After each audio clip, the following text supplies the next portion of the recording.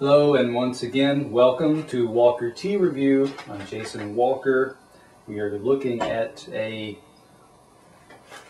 Pouchong, or Pouchong, if you are familiar with this tea. It is now some people will classify this one as a green, and some people will classify this as a oolong. Canton Tea Company, for example, classifies this as a green, but it does go through a bit of an oxidization process, so you will often see this described as a oolong or oolong. I'm going to get this one rinsed off, get it ready to go.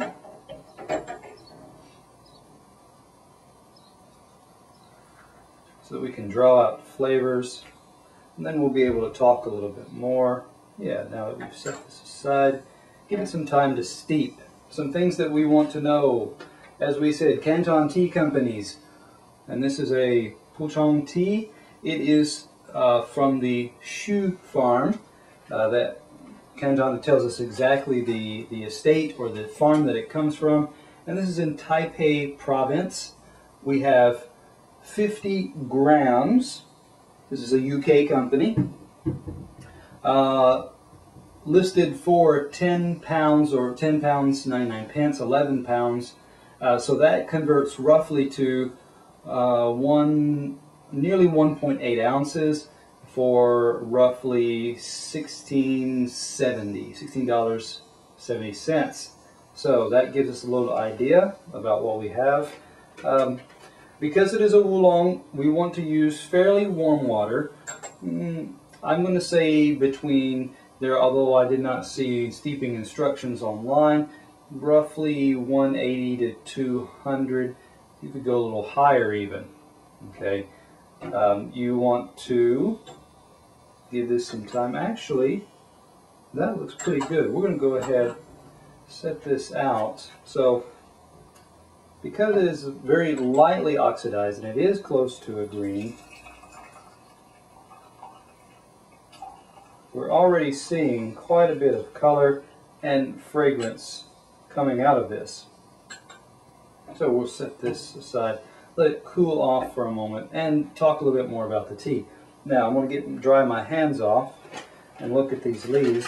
Now, a lot of your oolongs, they're oxidized, which means the edges especially start to turn a brown or a rust color.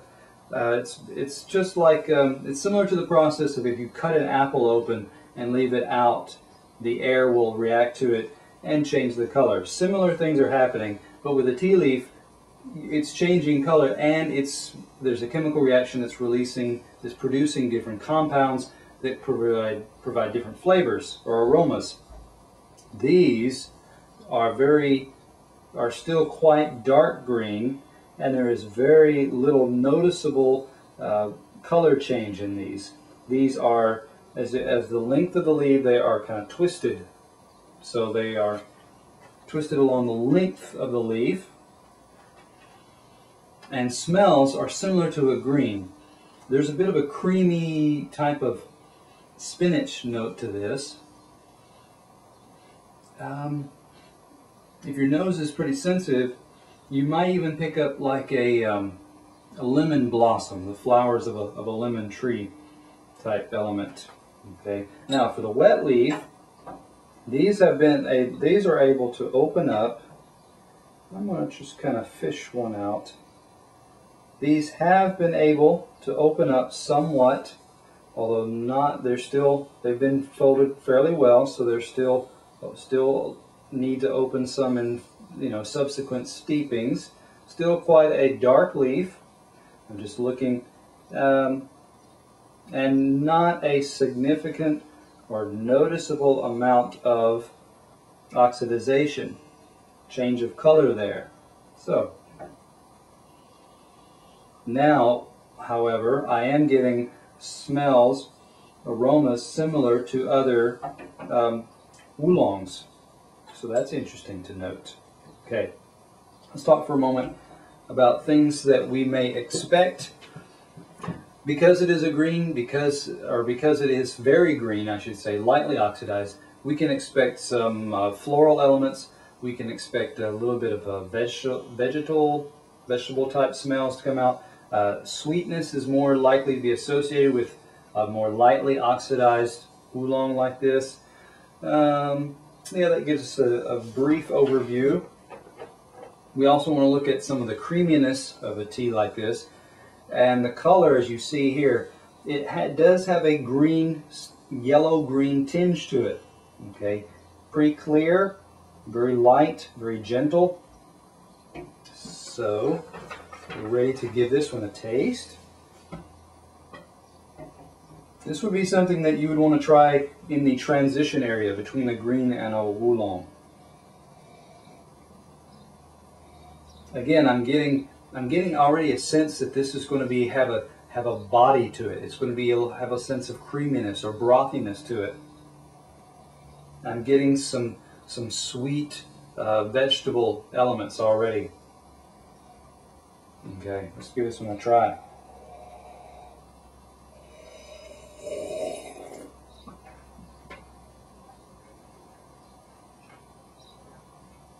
Yeah.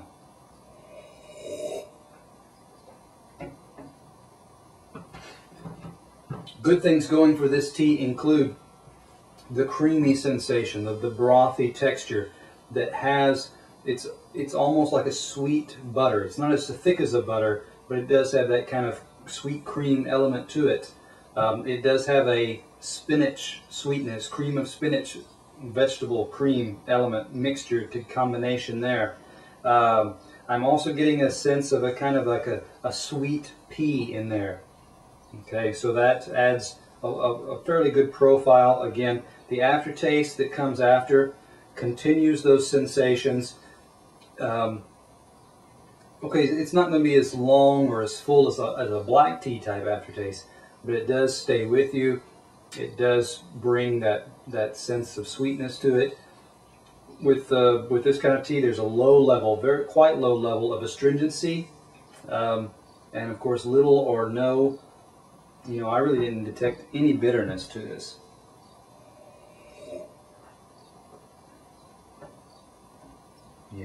Yeah. So, pulling all this together, we give this one a 90. This is from Canton Tea Company. It could have had a slightly higher or fuller, stronger flavor profile. I've had some that have been able to bring out a little bit more, but still, very, very good effort from Canton Tea Company. I'm Jason Walker. We just looked at their Pouchong tea, and this is Walker Tea Review.